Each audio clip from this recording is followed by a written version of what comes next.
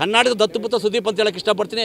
ಅವ್ರ film 100 days ಆಗಬೇಕು, publicity ಆಗಬೇಕು, ಅದಕ್ಕೆ ಮಾತ್ರ ವಿಷ್ಣು ಸರ್ ಬೇಕು. ಸುದೀಪ್ ಸರ್ ಕೊಟ್ಟಿದ್ದಾರೆ, ಅವ್ರಿಗೆ ನಿಜವಾಗ್ಲೂ ನಾವು ಹೇಳ್ತೀವಿ, ವಿಷ್ಣು ಅಭಿಮಾನಿಗಳು ಪ್ರಾಣ ಇರೋವರೆಗೂ ಸುದೀಪ್ ನಾವು ಗೌರವ ಕೊಡ್ತೀವಿ ಸರ್. ಕೋಟಿ ರೂಪಾಯಿ ಖರ್ಚು ಮಾಡ್ತಿದೆ. ಎಷ್ಟೋ ಜನ ಅವ್ರ ಹೆಸರು ಇಟ್ಕೊಂಡು ಬೆಳೆದಿದ್ದಾರೆ, ಮುಂದೇನು ಅಭಿವೃದ್ಧಿ ಆಗಿದ್ದಾರೆ, ಆದರೆ ಜ್ಞಾಪಕ ಮಾತ್ರ ಬರಲ್ಲ. ಸತೀಶ್ ಅಂತ ಕೋಲಾರ. ಹಾಂ, ವರ್ಷ ಬರ್ತೀವಿ, ಬರೋದೇನಿಲ್ಲ. ಇವತ್ತೆಲ್ಲ ನಮಗೆ ಒಂದು 40 ವರ್ಷದ ಒಂದು ಅಭಿಮಾನ ಇದೆ. ಯಾಕಂದರೆ ಆ ಅಭಿಮಾನ ಯಾಕೆ ತೋರಿಸ್ಕೊಳಕ್ಕೆ ತಾವು ಚಿಕ್ಕ ವಯಸ್ಸಲ್ಲಿ ಬೈತಾ ಇದ್ರು ನಮ್ಮ ಅಪ್ಪ ಅಮ್ಮ, ಈಗಲೇ ಇದ್ದೋಗ್ಬಿಟ್ರೆ ವಿದ್ಯೆ ಕಲಿಯಲ್ಲ ಅಂತ. ಆದರೂ ಹಠ ಮಾಡಿ ಫಿಲಿಮ್ಗಳು ಹೋಗ್ತಾಯಿದ್ದು ಕಳ್ತನವಾಗಿ. ಆ ಥರ ಒಂದು ಸಂದರ್ಭದಲ್ಲಿ ನೋಡ್ಕೊಂಡು ಬಂದವು. ನಾನು ಸಿಡಿದದ್ದ ಸಹೋದರಿಂದ ನಾನು ವಿಷ್ಣು ಸಾವಿರ ಅಭಿಮಾನಿ, ಅಂದರೆ 84 ಅಂದರೆ ಇವತ್ತು 40 ವರ್ಷದಿಂದ ನಾವು ಅವರ ಅಭಿಮಾನಿ. ಈಗಿದ್ದಾಗ ಅವರ ಅಭಿಮಾನ ಪ್ರೀತಿ ನಮ್ಗೆ ಇವತ್ತಿಗೂ ಕಮ್ಮಿ ಆಗಿಲ್ಲ.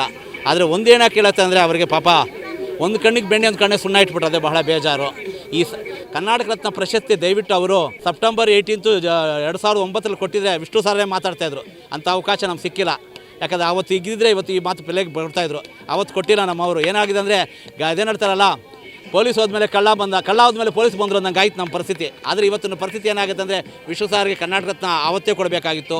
ವಿಷ್ಣು ಸಾರಿಗೆ ಪದ್ಮಶ್ರೀ ಕೊಡಬೇಕು, ಅದಾದಮೇಲೆ ಪದ್ಮಭೂಷಣ ಕೊಡಬೇಕು, ಆಮೇಲೆ ನಟ ಸಾರ್ವಭೌಮ ಕೊಡಬೇಕಾಗಿತ್ತು. ನಮ್ಮ ಸರ್ಕಾರ ಆಗಲಿ ನಮ್ಮ ಕನ್ನಡ ಚಿತ್ರದುರ್ಗ ಅದಕ್ಕೆ ಗಮನನೇ ಇಲ್ಲ. ಪುಣ್ಯಭೂಮಿ ಕೊಡಬೇಕಾಗಿತ್ತು.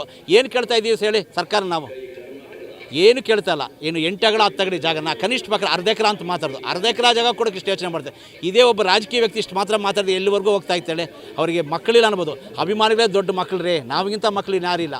ಇವತ್ತಿಗೆ ಎಲ್ಲರೂ ಕಮ್ಮಿ ಆಗಿರ್ಬೋದು, ಅಭಿಮಾನಿಗಳು ಯಾವತ್ತೂ ಕಮ್ಮಿ ಇಲ್ಲ. ಇವತ್ತೇನ ಬಳೆ ಹಾಕೊಂಡು ಎಲ್ಲರೂ ಮಿಂಚುತ್ತಾ ಇದ್ದಾರೆ ಅಂದರೆ ಅದು ವಿಷ್ಣು ಸಾರದ ಅಭಿಮಾನ ಹೊರತು ಬೇರೆ ಅಭಿಮಾನ ಇಲ್ಲ. ಮಿಂಚ್ಬೋದು. ಅದ್ರ ಪೈಕಿ ಸಾಥ್ ಕೊಟ್ಟವರು ನಮಗೆ ಓನ್ಲಿ ಫಾರ್ ಕಿಚ್ ಆಫ್ ಸುದೀಪ್ ಅವರೇ. ಓಪನ್ ಆಗಿ ಮಾತಾಡ್ತೀವಿ. ಯಾಕೆ ಇಷ್ಟು ಜನ ಅಭಿಮಾನಿಗಳಿದ್ದಾರೆ, ಎದೆ ಮೇಲೆ ಆಚೆ ಹಾಕೊಳ್ಳೋದು ಜೈ ವಿಷ್ಣುವರ್ಧನ್ ಅನ್ನೋದೆಲ್ಲ ಮಾತಾಡ್ತಾರೆ. ಆದರೆ ಒಂದು ದಿವಸ ಬಂದು ಪುಣ್ಯಭೂಮಿ ಹತ್ರ ಬಂದು ಮಾತಾಡೋರಿಲ್ಲ.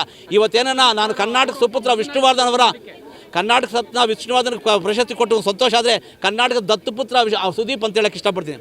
ಕರ್ನಾಟಕದ ದತ್ತುಪುತ್ರ ಸುದೀಪ್ ಅಂತ ಹೇಳಕ್ಕೆ ಇಷ್ಟಪಡ್ತೀನಿ. ಒಂದು ಶಾಂತಿ ನಿವಾಸ ಅಂತ ಒಂದು ಫಿಲಿಮ್ ತೆಗೆದ್ರು ಸುದೀಪ್ ಅವರು. ಅದ್ರ ಡೈರೆಕ್ಷನ್ ಅವರೇ ಮಾಡಿದಾಗ ಒಂದು ಗೆಸ್ಟ್ ರೋಲ್ ಬರ್ತಾರೆ ನೋಡಿ, ಇವಾಗಲೂ ಬೇಕಾದರೆ. ಅದ್ರಲ್ಲಿ ಗೆಸ್ಟ್ ರೋಲ್ ಒಂದು ಬಂದಿದ್ದಕ್ಕೆ ₹1 ತೊಗೊಂಡಿಲ್ಲ ವಿಷ್ಣು ಸರ್ ಅವರು. ನೀನು ಬೆಳಿಬೇಕು ಅಂತ ಹೇಳಿದ್ರು. ಯಾರನ್ನ? ನೀನು ಚಿಕ್ಕ ಹುಡುಗನಯ್ಯ, ನೀನು ಬೆಳಿ ಅಂತ. ಅದೇ ವಿಧ ಆ ಒಂದು ನಿಯತ್ತಿಗೆ ಇವತ್ತು ಅವರು ಪುಣ್ಯಭೂಮಿಗೆ ಒಂದು ಭವನ ಒಂದು ಕಟ್ಕೊಳ್ಳೋಕೆ ಇಷ್ಟಪಟ್ಟಿದ್ದಾರೆ. ಎಷ್ಟು ಜನಕ್ಕೆ ಮಾಡ್ತಾರೆ ಈ ಕಾಳೆಯಲ್ಲಿ?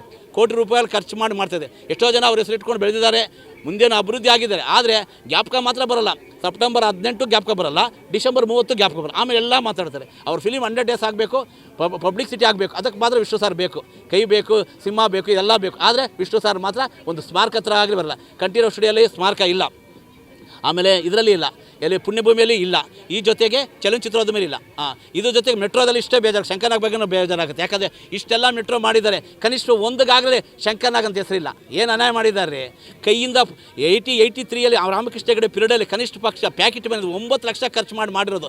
ಇವತ್ತು ಎಲ್ಲಿಗೆ ಕಡೆ ಇದೆ ಮೆಟ್ರೋದಲ್ಲಿ ಶಂಕರ್ನಾಗ್ ಹೆಸರಿದೆ ಹೇಳಿ ಸರ್? ಎಂದು ಕಡೆ. ಯಾಕಂದರೆ ಅದೇ ಒಬ್ಬ ದೊಡ್ಡ ವ್ಯಕ್ತಿ ಮಾಡಿದ ಎಷ್ಟಿದ್ರೆ ಕೈಯಿಂದ ಇವತ್ತು ಬೇಕಾದರೆ ಅನಂತನಾಗ್ ಮೇಡಮ್ ಅವ್ನು ಕೇಳಿ, ರಮೇಶ್ ಭಟ್ನ ಕೇಳಿ, ಅನಂತನಾಗ್ ಸಾಕು ಕೇಳಿ, ಕೈಯಿಂದ ಹಾಕಿರೋದು 1984 ಕೆಲವು ಜನ ಹುಟ್ಟಿರಲ್ಲ, ಇವಾಗ ಒಪ್ಕೊತೀವಿ. ಅಷ್ಟು ಕಷ್ಟ ಬಿದ್ದು ಇವತ್ತು ಮೆಟ್ರೋದಲ್ಲಿ ಎಲ್ಲೂ ಒಂದು ಹೆಸರಿಲ್ಲ. ಹೊಟ್ಟೆ ಉರಿಯುತ್ತೆ ನಿಜವಾಗ್ಲೂ ಹೋದಾಗ.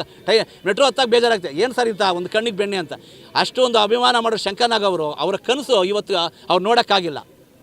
ಆದರೆ ಇವತ್ತು ಅವರ ಹೆಸರಿಟ್ಕೊಂಡು ಎಲ್ಲರೂ ಹೋಗ್ತಾ ಇದ್ದಾರೆ. ಆದರೆ ಅವ್ರ ಮಾತ್ರ ಸ್ಮರಣೆಯಾಗಲ್ಲ. ಕರ್ನಾಟಕ ಅವ್ರಿಗೇನು ಒಂದು ಡಾಕ್ಟ್ರೇಟ್ ಕೊಟ್ಟಿಲ್ಲ, ಪದ್ಮಶ್ರೀ ಕೊಟ್ಟಿಲ್ಲ, ಕರ್ನಾಟಕ ರತ್ನ ಕೊಟ್ಟಬೇಕಾಗ್ತದೆ. ಇವತ್ತು ಅಭಿಮಾನ ಆಟೋ ಅವ್ರಿಗೆ ಅಭಿಮಾನ ಬಿಟ್ಟರೆ ಬೇರೆ ಅವ್ರಿಗೂ ಅವ್ರ ಮೇಲೆ ಅಭಿಮಾನ ಇಲ್ಲ.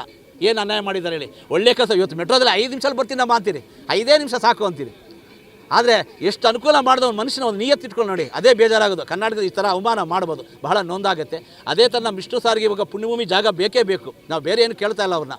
ನಾವು ಕರ್ನಾಟಕ ರತ್ನ ಕೊಟ್ಟಿದ್ರೂ ಬೇಕಾಗಿಲ್ಲ, ಅದು ಬಂದೇ ಬರುತ್ತೆ. ಅಭಿಮಾನಿಗಳಿಂದ ಗೆಲ್ಲಿಸಿದ್ದಾರೆ. ಅವ್ರು ಕರ್ನಾಟಕ ಸುಪುತ್ರ ಅಂತ ತೊಗೊಂಡಿದ್ದಾರೆ. ಅದಕ್ಕಿಂತ ದೊಡ್ಡ ಪ್ರಯತ್ನ ಏನಿಲ್ಲ. ಅಭಿಮಾನಿಗಳಿಗೆ ದೇವರಾಗಿರೋ ಮಹಾನುಭಾವರು. ಇವತ್ತು ಅಭಿಮಾನಿಗಳು ನಾವು ಚಿರಋಣಿ ಅಂತ ಹೇಳಿರೋ ಮಹಾನುಭಾವರು. ಅವ್ರು ಸತ್ತು 16 ವರ್ಷ ಆಗೋದು, ಇಷ್ಟು ಜನ ಅಭಿಮಾನ ಸೇರ್ತಿ ಅಂತ ಹೇಳ್ಕೊಳ್ಳಿ. ಯಾವುದೇ ಯಾರಿಗೇನು ಏನು ಸಹಾಯ ಮಾಡೋಕ್ಕಾಗತ್ತೆ ಹೇಳಿ?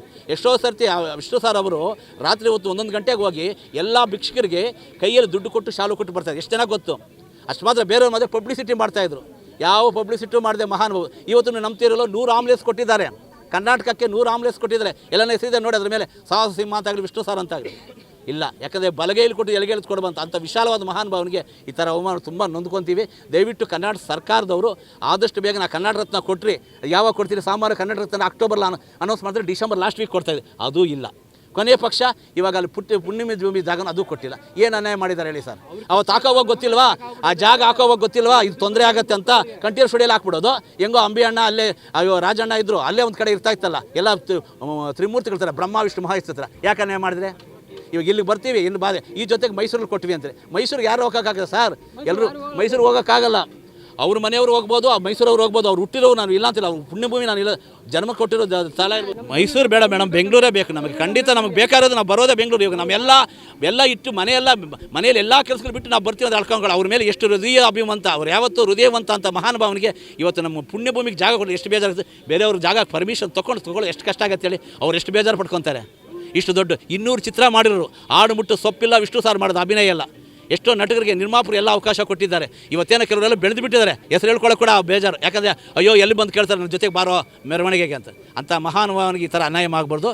ಆದಷ್ಟು ಬೇಗನೆ ಕರ್ನಾಟಕ ರತ್ನ ಬೇಗನೆ ಕೊಳ್ಳಿ. ಅದೇ ಥರ ಸ್ಮಾರಕಕ್ಕೆ ಸರ್ಕಾರ ಇದು ಕ್ರಮ ತಗೊಳ್ಳಿ. ನಾವು ಬೇರೆ ಏನು ಕೇಳ್ತಾ ಇಲ್ಲ ಅವ್ರನ್ನ.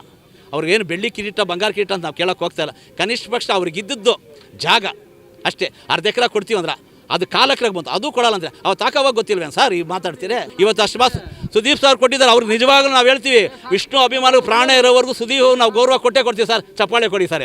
ಇಷ್ಟು 1 ಕೋಟಿ ರೂಪಾಯಿ ಅಭಿಮಾನ ಖರ್ಚು ಮಾಡಿದ್ದಾನೆ ಆ ಮಹಾನುಭಾವ. ನಿಜವಾಗ್ಲೂ 100 ವರ್ಷ ಚೆನ್ನಾಗಿರಲಿ ಅಂತ ಹೇಳಕ್ಕೆ ಇಷ್ಟಪಡ್ತೀನಿ. ಜೈ ಕರ್ನಾಟಕ, ಜೈ ವಿಷ್ಣುದಾದ. ನೋಡಿದ್ರಲ್ಲ ವೀಕ್ಷಕರೇ, ಇದೇ ರೀತಿಯ ಇನ್ನಷ್ಟು ಹೊಸ ವಿಡಿಯೋಗಳಿಗಾಗಿ ನಮ್ಮ ಸಪ್ತಶ್ವ ಟಿವಿ ಕನ್ನಡ ಚಾನೆಲ್ನ ಸಬ್ಸ್ಕ್ರೈಬ್ ಮಾಡಿ, ಲೈಕ್ ಮಾಡಿ, ಶೇರ್ ಮಾಡಿ. ಧನ್ಯವಾದಗಳು.